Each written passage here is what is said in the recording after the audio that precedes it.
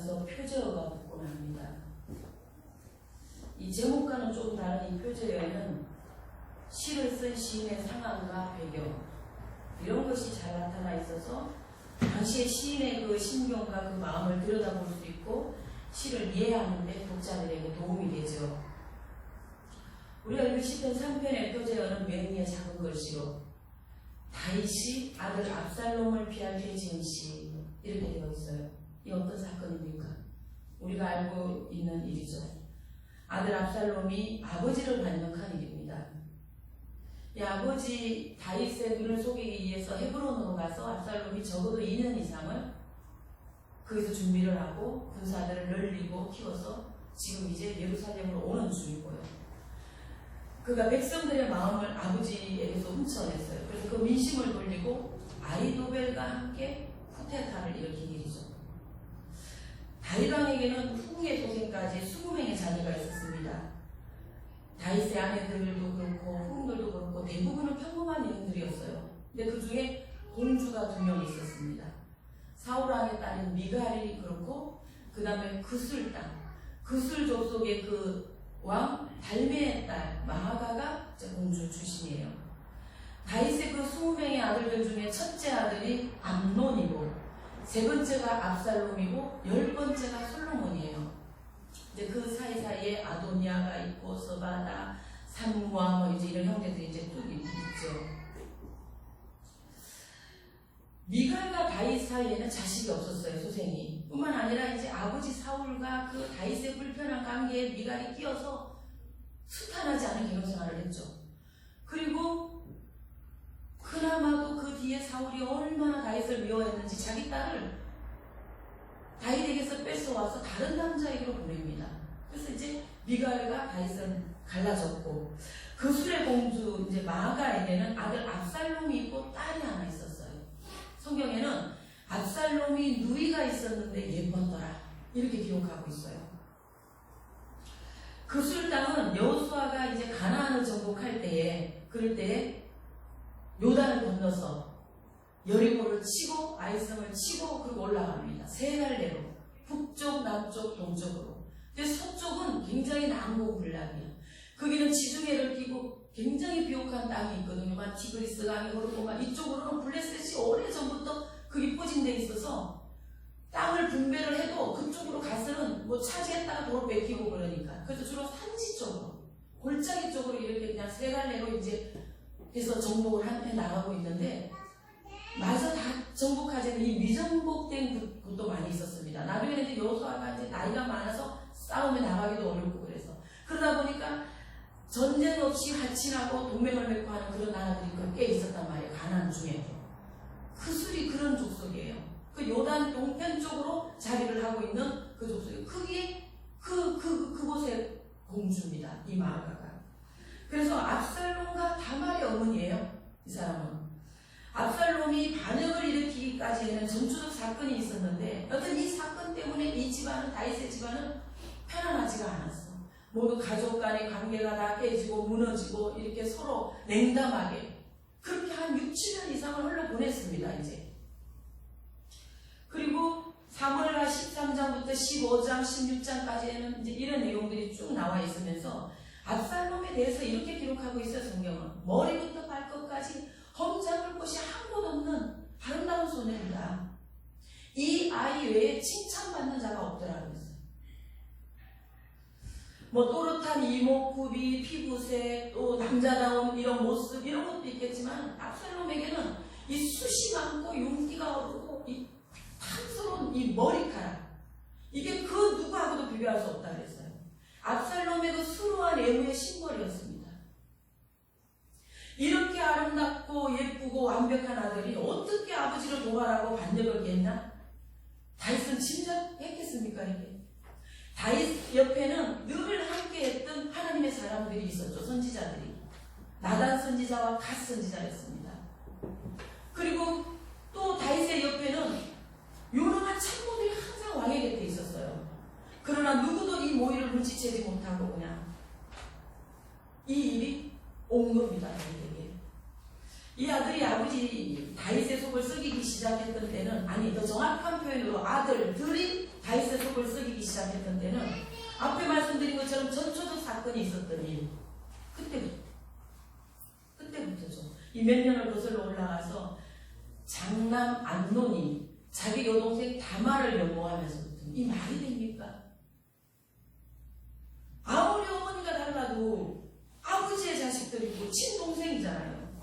암논의 이 삐뚤어지고 못된 열심이 다윗의 집안에 온통 죄를 부르고 형제끼리 반목하고 살인을 일어나고 피를 부르고 지금 이 반역이 일어나기까지 이렇게 지금 이어져 온 거 아닙니까? 다 그런 건 아니지만 꼭 못된 사람 옆에는 못된 친구가 있다고. 암논에게도 그런 친구가 있었어요.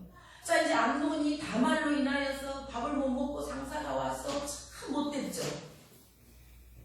이렇게 해가지고 수척해 있다는 이야기를 들으니 그 교활하고 나쁜 친구가 찾아와서 왜 이러고 있냐고.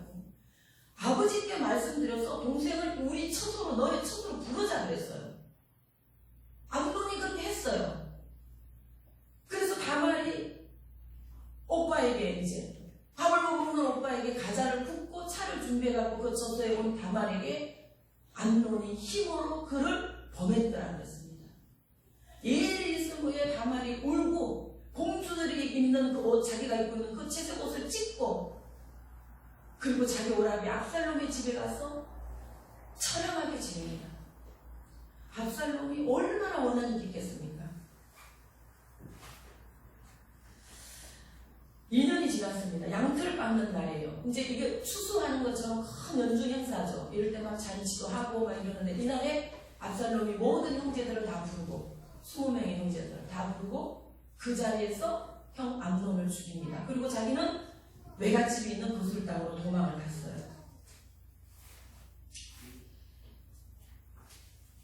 나중에 이제 압살롬이 3년 만에 돌아왔는데 아버지가 만나주지를 않아요. 그렇게 또 2년 동안 왕을 아련하지 못하고 흘러가고 아버지 다윗에게 아버지가 이 다윗이 아버지로서의 잘못은 뭔가 하면 아들들이 죄를 짓고 잘못이 있을 때 적절한 조치가 안 한다는 거예요. 암논의 동생을 범했을 때 성경에는 다윗이 이 일을 듣고 노하더라, 진노하더라 이뿐이야. 암논을 불러서 이게 뭐 잘못을 지적하고 호되게 야단을 치고 어떤 뭔가가 있어야 되는데 그리고 이제 또 압살롬이 자기 형 암논을 죽였을 때도 그때도 다윗은 그랬어요. 거슬로 도망을 갔다. 뭐 거슬이 얼마나 됩니까? 다 다윗의 손바닥 안에 있어. 잡아오지요. 아버지인데 그렇게 하지 않았어요. 그리고 그 아들 얼굴을 안 보는 거야. 부모로서 어떤 합당한 액션이 없다는 거야. 이 아버지는. 그러니까는 다윗은 아버지로서는 좀 우유부단하고 비겁하지 않았나 싶고 마음은 아프고 괴롭고 그랬지만 아버지는 지금 압살롬을 용서하지 않고 있잖아요. 지금까지도. 시편은 총 150편 중에서 73편 정도가 다윗의 시입니다. 다윗은 왕으로서는 전무후무해요. 이런 왕이 역대 없고요. 이스라엘의 모든 왕 중에 왕. 이 다윗의 전쟁을 보면 얼마나 다윗이 잘 싸우고 지휘하는 능력과 이 통솔력이 장난 아니야. 대단했습니다. 그런가 하면 다윗은 또 배려가 깊고 따뜻한 마음을 가진 사람이었어. 눈물도 많았습니다. 반면에 그의 생애를 보면 뭐 그간 편했다, 행복했다 이렇게도 말할 수 없는 다윗은 굴복진 삶을 좀 살았어요. 평탄하지 못한 아픔이 많은 또 죽음의 위기가 많이 넘겼던 그런 시간들을 보내기도 했습니다.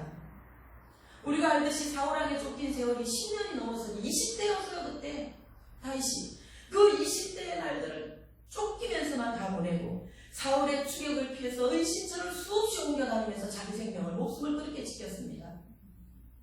하나님께서 사무엘을 보내서 이새의 아들 다윗에게 기름을 부으실 때가 다윗의 나이가 17세였거든요. 그날의 다윗이 여호와의 영에 크게 감동되니라. 이랬던 이 다윗은 이제 사울의 왕에게로 출입하는 거죠. 가서 사울 왕의 시중을 들고 그 앞에서 수금을 탈 때 얼마나 사울이 마음이 편한지.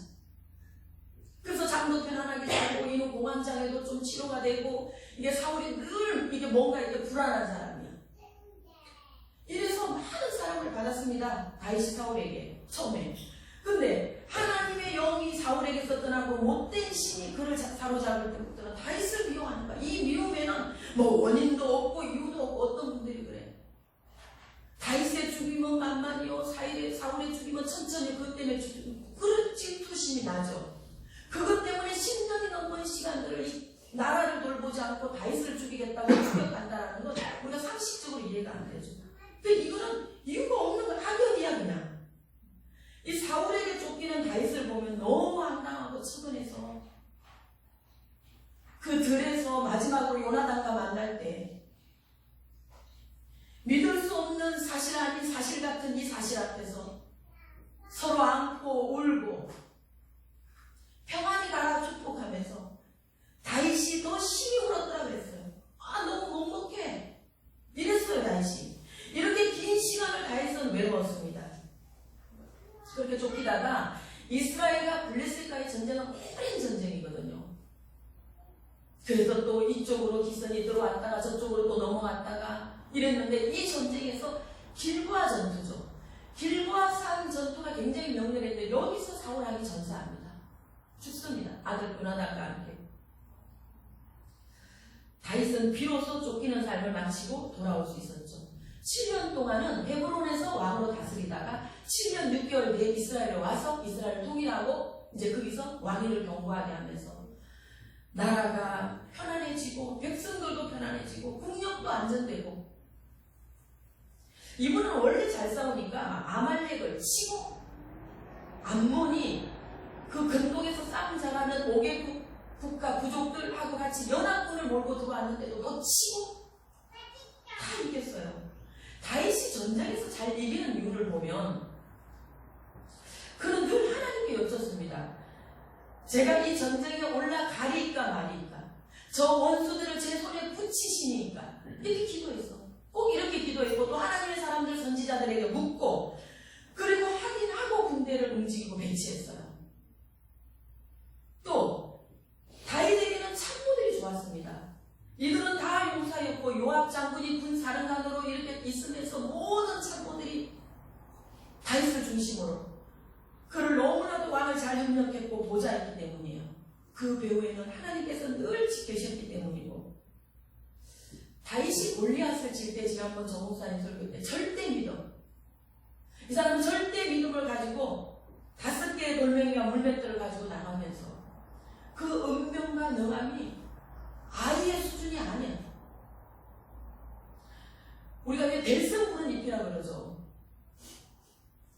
사무엘상 17장 45절에 보면 다윗이 블레셋 사람에게 이르되 골리앗에게 말하는 거예요. 너는 칼과 창과 단창 너에게 나오거니와 나는 만군의 여호와의 이름 곧 네가 모욕하는 이스라엘 군대의 하나님의 이름으로 내게 나간다.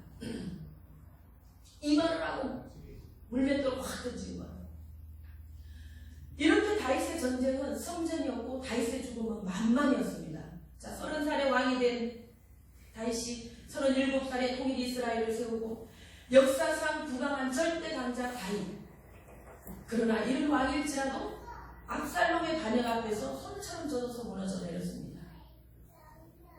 아들이기 때문에, 자식이기 때문에 그래요. 더구나 압살롬은 형을 살인하고 아버지와 가족들 모두에게 지금 용서받지도 못했어요. 얘는 지금 아픈 손가락이야. 이 집안에서 배신도 당할 사람한테 당해야지. 아버지에 대한 이 자식의 패분의 현장, 반역의 현장, 여기서 다윗이 무슨 정신이 있었겠습니까? 압살롬의 칼을 피해서 이렇게 예루살렘의 궁을 나올 때 왕이 너무 급해서 신도 챙겨 신지 못했더라. 성경은 이렇게 기록하고 있어요. 맨발로 머리를 풀고 울면서 감난산으로 올라갑니다. 다윗이. 이 탈출은 그냥 가는 거죠. 뭐 이 사태를 어떻게 수습할 것이고 앞으로 우리가 이걸 어떻게 해야 할 이런 접전이나 모의도 없이 그냥 우선 칼을 피해서 가는 길, 급하게 가는 길. 이 길에서 지어집니다. 이 쿠데타가 무슨 아들 압살롬과 아히도벨이 이제 같이 뜻을 합쳐서 일어난 거죠. 아히도벨은 다윗의 사람이에요. 다윗의 책사였습니다. 오랜. 그래서 늘 다윗을 조언해주고 다윗에게 어떤 좋은 조력자가 돼주고 친구였습니다. 그러니까 지금 자식이고 친구였던 그들이 갑자기 세상의 대적이 되고 나를 치는 자가 됐으니 다윗의 이 괴로움과 충격은 표현할 수가 없죠.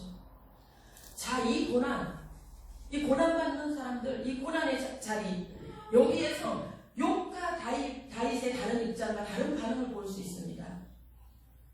욥은 우리 하루에 모든 것을 다 잃었잖아요.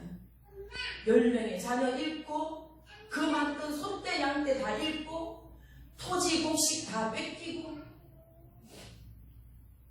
그리고 종들도 잃었습니다. 그리고 자신의 몸은 병이 들었어. 몸이 빨갛게 그냥 병들었어요.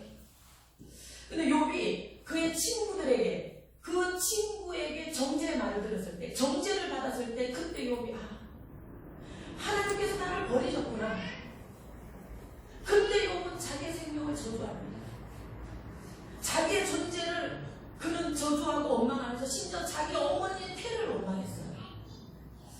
근데 욥이 이러면서도 마음 한 구석에 끓이만 거야.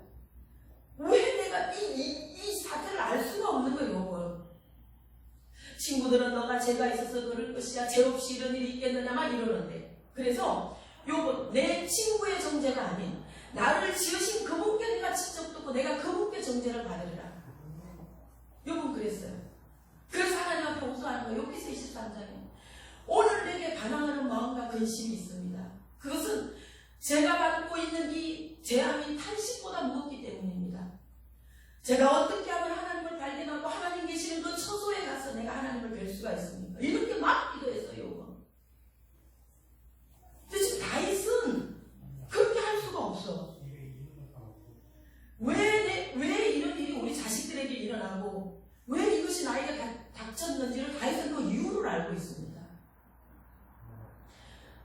자신이 밧세바를 지하려고 위로할 정도로 우직하고 충성스러웠던 우리아를 전쟁에 보내서 죽게 하고 그렇게 밧세바를 뺏고 나단 선지자의 말을 생각했겠죠.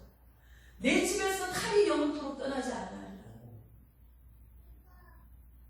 그래서 다윗은 이 일이 결코 모든 게 연속선상에서 이루어질 수밖에 없다는 것을 받아들이는 거예요.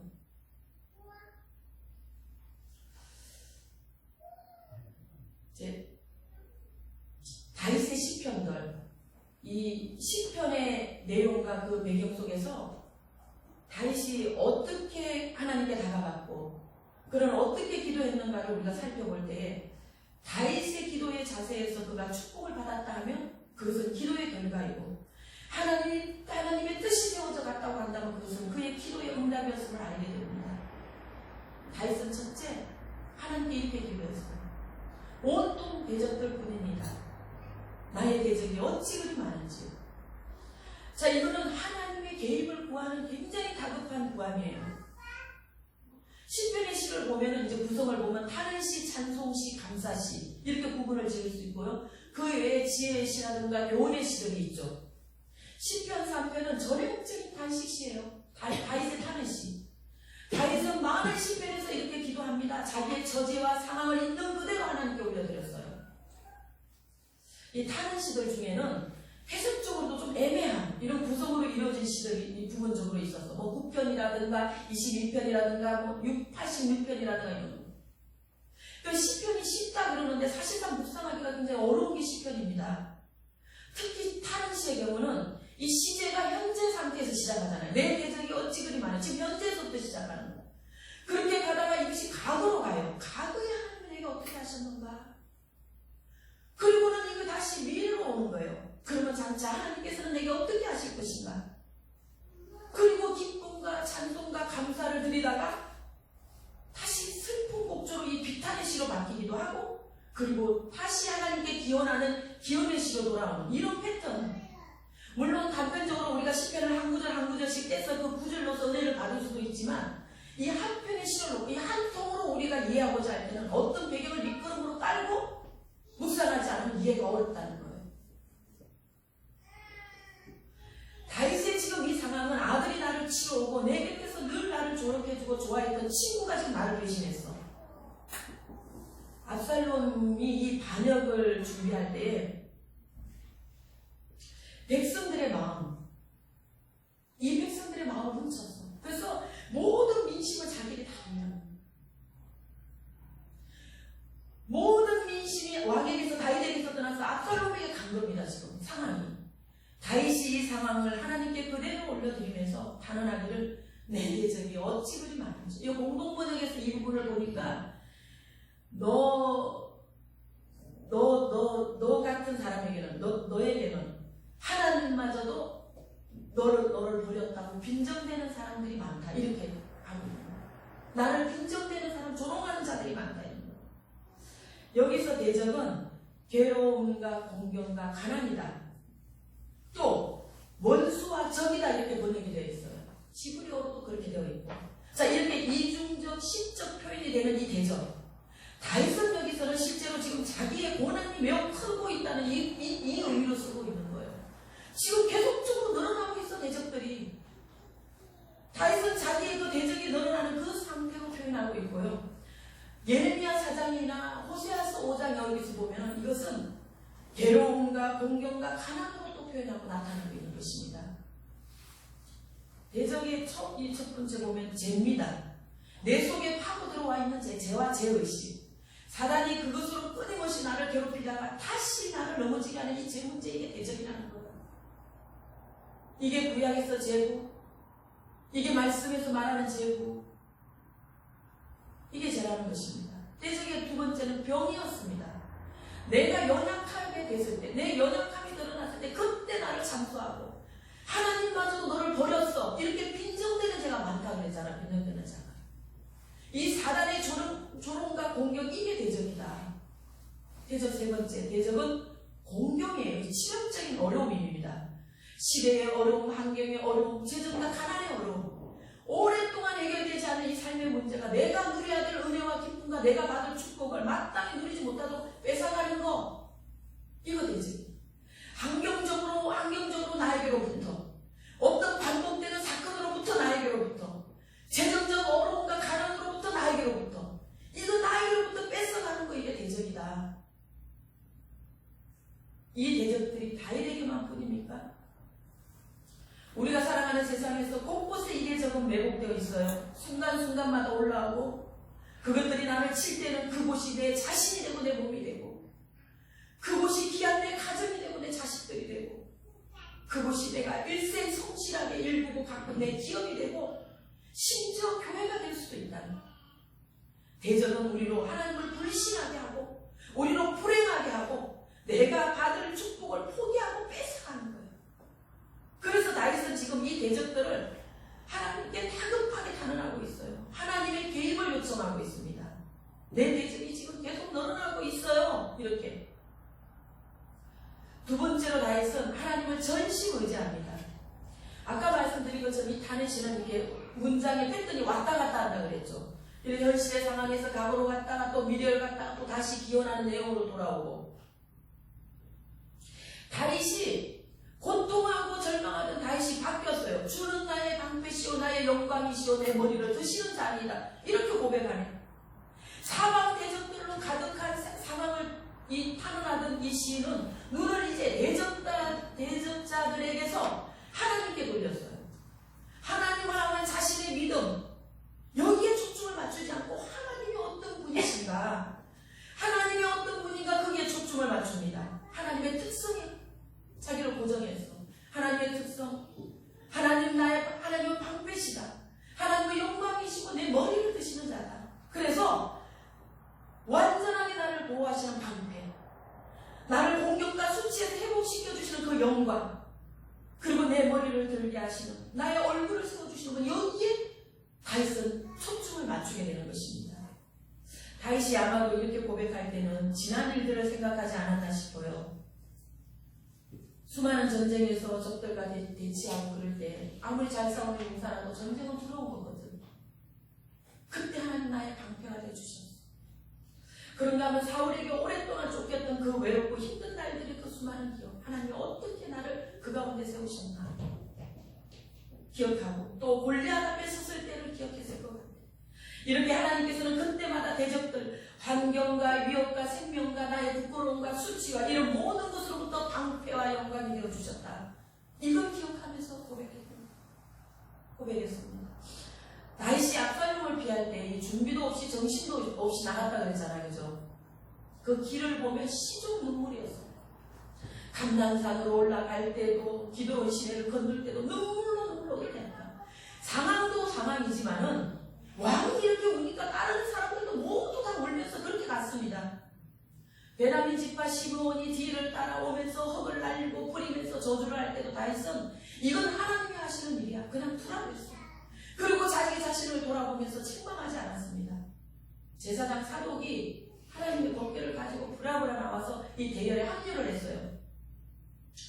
그럴 때 다윗은 그 법궤를 궁으로 성전으로 돌려보내면서 모든 제사장들에게 성전을 떠나지 말라고 당부하죠. 왜냐하면요, 백성들은 법궤를 향해서 움직이기 때문에 그래요. 광야에서부터 이 사람들 그랬잖아요. 하나님의 궤가 움직이면 그들도 다시 움직이고, 하나님의 궤가 서면 그들도 섰었어. 그래서 다윗은 이 상황에서도 이스라엘이 혼란에 빠질까봐 가서 제 위치를 시키는 거예요. 그렇게 다 보내고 다윗은 홀로 쫓기는데 압살롬을 생각하니 눈물이 앞을 가려 걱정이 되고 괴롭고, 또 자신이 매일 올라갔던 하나님의 전으로 갈 수 없다라는 거, 예배하지 못하는 이 자신의 처지를 생각하니 너무 처량하고 너무 힘들고 괴롭고, 이 눈물이, 그래서 눈물인 거예요. 어떤 상황도 어떤 대적이 와도 내가 하나님의 얼굴을 뵐 수 있고 하나님 앞에, 그 하나님 앞에 내가 예배할 수 있으면 그 상황은 문제가 아니거든요.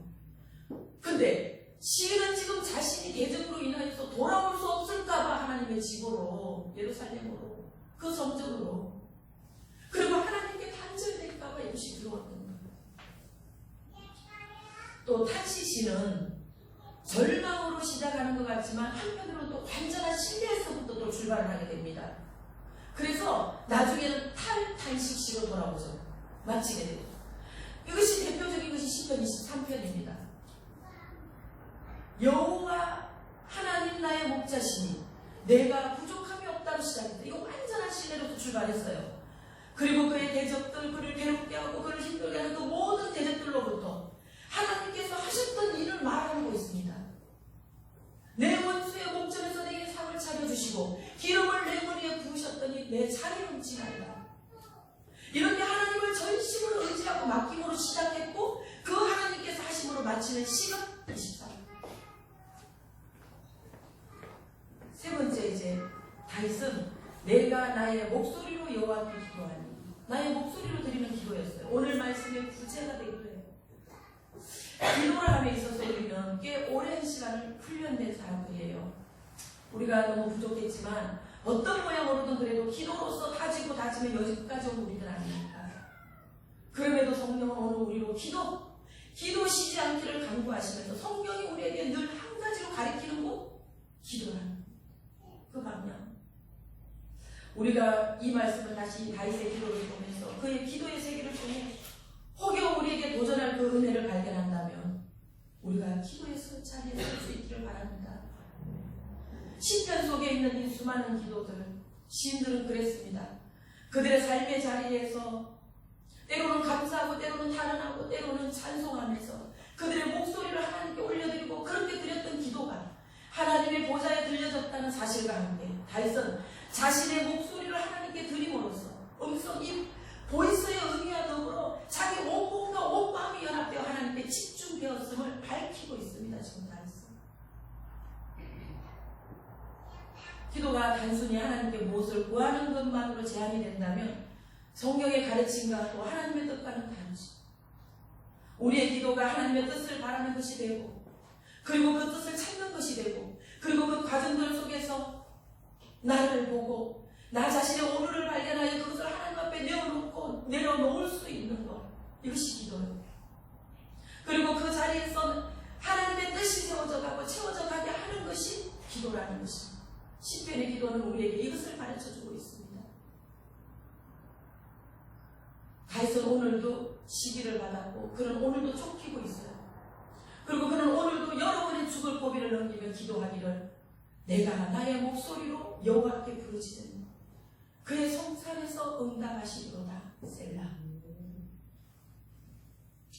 사랑하는 여러분, 우리는 지금 어떻게 기도하고 있습니까? 가끔 나는 이 기도라고 하는 제도와 행식 속에서 부지런히 뭔가를 구하고 그렇게 바쁘게 빠져나가지는 않은지, 내가 기도했기 때문에 그것이 하나님의 뜻이라고 믿는 이 모순적 등식법을 아직도 내가 이걸 가끔씩 사용하고 있지는 않은지, 내가 기도하지 않아도 굳이 하나님께서 내 마음의 소원도 꿈도 다 아시니 내 마음을 아시는 하나님께서 들어주실 것이라고 믿는 이 기도를 하고 있지는 않는지.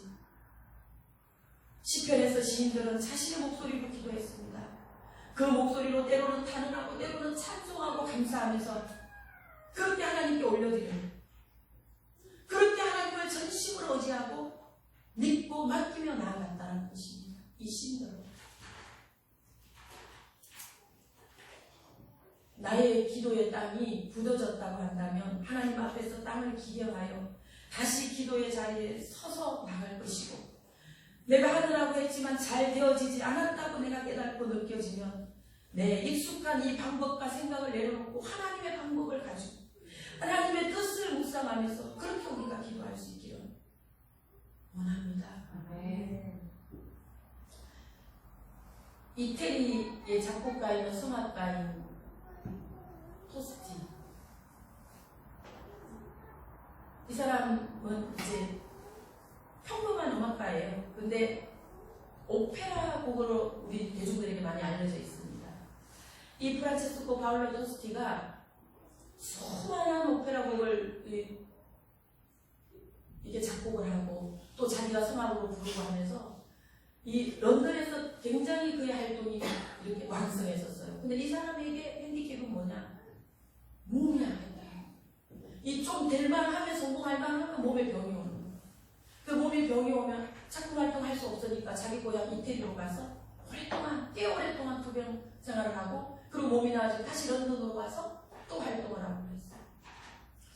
그분의 곡 중에서 우리가 잘 알고 있는 성가곡이 하나 있어요. 기도곡. 제가 이 말씀을 준비하다가 오랜만에 우리가 같이 좀 듣고 싶다 이런 생각이 들어서 최시선 집사님께 MR을 부탁했습니다. 우리가 이제 헌금 잘 기도하고 이 음악을 감상하면서 또 이제 가사를 여기에다가 띄워주며 가사의 은혜 받고요. 그랬으면 좋겠어요. 어느 시인이 가을에는 기도하게 하소서 마귀를 지는 때를 기다려 이런 시를 썼더라. 김현성이라는 사람. 시간이 어찌나 빨리 흘러가는지 어느새 가을이 깊어졌습니다. 우리의 인생도 봄, 여름, 가을, 그리고 마지막 계절 겨울은 불현도 찾아오지 않을까 싶어요. 그러나 올해 우리 공동체로서는 너무너무 힘든 해였습니다. 하나님의 교회가 세상에서 그냥 서는 것이 아니라는 것을 하나님께서 우리에게 오래 가르쳐 주시기 위하여 오래 기도하고 오래 눈물 흘리며 그렇게 기다리게 하십니다. 이제 하나님의 계획과 준비하신가 그 섭리를 따라 우리 지체들 한 사람 한 사람을 종으로 세워서 이 큰 일을 이루셨습니다. 하나님께서. 교회는요 때에 따라서 불협화음이 일어나고 뭐 불편해지고 그래요. 이거 다 우리의 연약한 모습이 있어서 그렇고 또 우리가 이것은 하나님 앞에서 다루어져 가야 되는 모습들이고 하지만 하나님 그거 다 아시고 그럼에도 모든 교회를 그리스도의 몸으로 세우실 때 이렇게 종들을 통하여 세우셨다는 거예요. 그 역사가 어디는 좀 짧고 어디는 좀 길고 혹은 100년 혹은 10년 혹은 1년이라 할지라도 도시에 있는 대형교회나 혹은 작은 공동체일지라도 어디라도 주님의 몸된 교회입니다. 이런 맥락에서 여러분들의 순종과 헌신은 하나님을 기쁘게 하는 귀한 쓰임을 받았고요. 이 교회, 이 우리 교회 여러분들의 시작이며 첫 송도며 기초가 되었습니다. 이것은 이 땅에서도 더할 수 없는 축복이며 은혜고 우리 자녀들에게 축복이고요. 뿐만 아니라 하나님 앞에 섰을 때 칭찬과 상급받을 종들이십니다. 또 그런가 하면 우리가 사회적으로는 작년에 이어서 계속 코로나에 이리저리 쫓기고 백신 후유에 뭐 시달리면서 그렇게 1년을 다 보낸 것 같죠. 날씨가 추워졌어요. 이제 새벽이 제법 춥더라고요. 가을이라고 하는 이 계절 분위기에서 우리가 진지 쓸쓸하고 움츠러드는 듯한 마음, 뭔가 우리가 좀 깔아앉고 센치해지는 이런 우리의 마음을 다잡는 방법도 기도, 다시 기도하는 것입니다. 시편 3편은 간절했던 다윗의 기도죠. 우리가 이 기도를 보면서 또 이 말씀과 함께 묵상을 하면서 우리 마음에도 늘 이렇게 하나님 앞에 뭉글뭉글하게 올라오는 이 간절함을, 하나님을 향한 이 간절한 우리의 마음과 이 감정과 이 고백을 홀로 보내지 말고 이걸 기도로 묶어서 담아서 하나님께로, 또 때로는 찬양하고 찬송하고 감사하면서 이렇게 하나님께 올려드릴 수 있기를 저는 이 말씀 전함과 함께 바라며 또한 건면합니다. 기도하시겠습니다.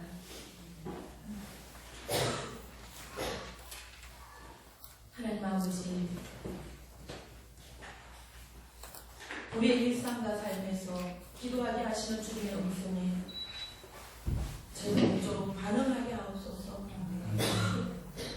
막상 기도하려고 하면 바쁜 일정이 있어서 못하게 되고, 습관이 되어 있지 않아서 기도하지 못하고, 또 뭘 기도해야 하는지 막막하고 막을 해서 못하고, 그렇게 많은 시간들을 보냈습니다. 주님 우리를 도와주시옵소서. 우리의 목소리로 우리의 형편과 일들을 하나님께 전심 의지하고 맡기면서 올려 드릴 수 있는 저희들 다 되게 하여 주시옵소서. 예수님 이름으로 기도합니다.